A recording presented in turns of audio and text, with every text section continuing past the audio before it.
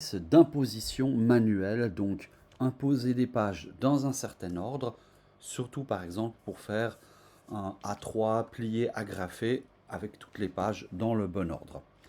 Alors si je regarde de près ce document, je vois qu'il a 8 pages, donc ça va être un document où les 8 pages vont être mises dans un grand fichier A3. Alors regardez bien, je vais créer un nouveau document, commande N, et je vais dire que ce document fait un format A3, voilà, on le met dans ce sens-là. Maintenant, je pourrais aussi travailler qu'avec des pages A4. C'est un tout petit peu plus compliqué, mais quelque part, vous allez voir qu'il y a quand même quelques avantages. Donc finalement, je vais quand même rester en A4, hein. Je peux aller sur impression, A4, voilà. Et je vais créer un document de 8 pages. Ou 4 pages A3 si vous préférez.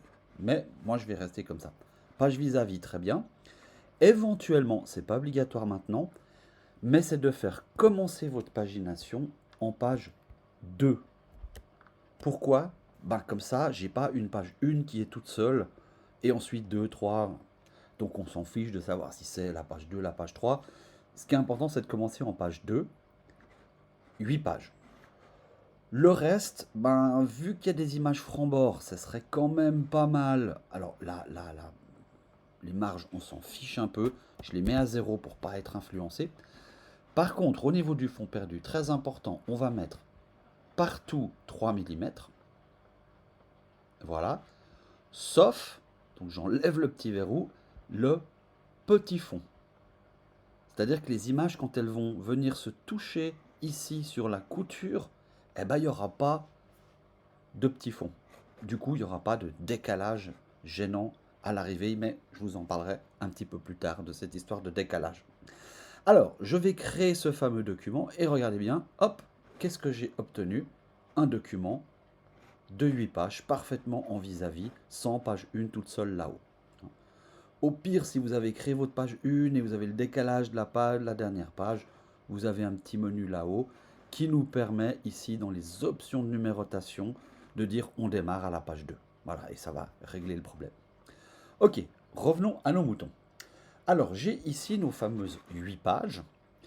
Et pour m'éviter tout problème, je vais aller dans le gabarit créer des blocs qui vont me servir à importer nos images. Alors regardez, je prends un bloc rectangulaire, transparent, tout simple. Je le pointe là-haut.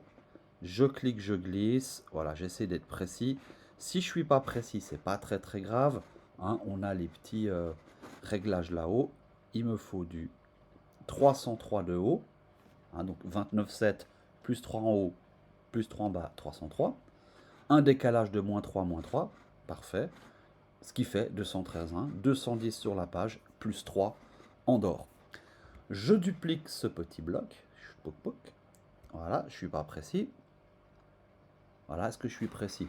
210, c'est parfait. Non.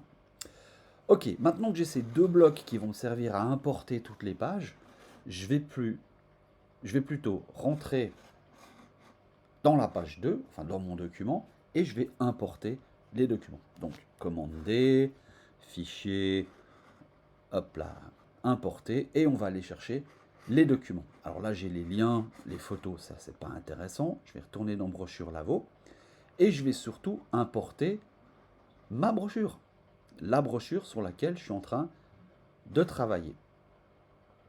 Voilà, je fais OK, et je me dis, mince, j'ai importé que la couverture.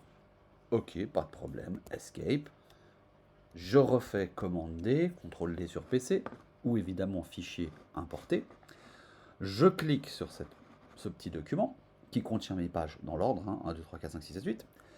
Et je vais maintenir ma touche majuscule et cliquer sur ouvrir. Je peux évidemment afficher option d'importation ici, mais moi j'aime bien quand j'importe quelque chose avec des options d'importation juste une fois et pas tout le temps, faire majuscule ouvrir qui va me permettre d'avoir accès à la fenêtre d'options d'importation, mais seulement pour ce coup-là.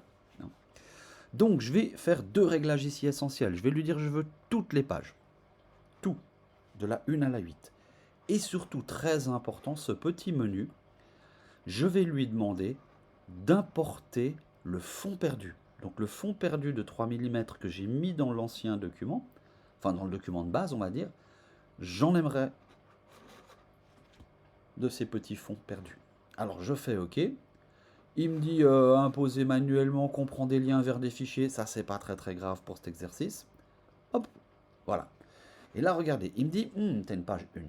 Alors la règle de l'imposition, c'est la règle du zigzag. De dire on commence par mettre la page 1 à droite, ça c'est très important. OK. Et il me dit ouais OK, t'as des problèmes de... Bon, alors on va le faire quand même, je pense qu'il va me dire ça à chaque fois. Heureusement il n'y a que 8 pages. Voilà, voilà, OK, OK, oui, bon OK, alors je vais faire Enter à chaque fois. Enter, boum, Enter, boum, et voilà. Et regardez, mes documents sont parfaitement imposés. Ils viennent se caler au bon endroit. Il y a le débord de 3. Donc ça, c'est vraiment super. Donc, résultat des courses, ben, j'ai pu faire ma mise en page. Maintenant, j'ai plus qu'à imprimer ça recto verso, plier en deux, éventuellement agrafer, et mon document est terminé. Évidemment, n'oubliez pas de le sauver. Hein. Comme ça, vous pouvez toujours le récupérer.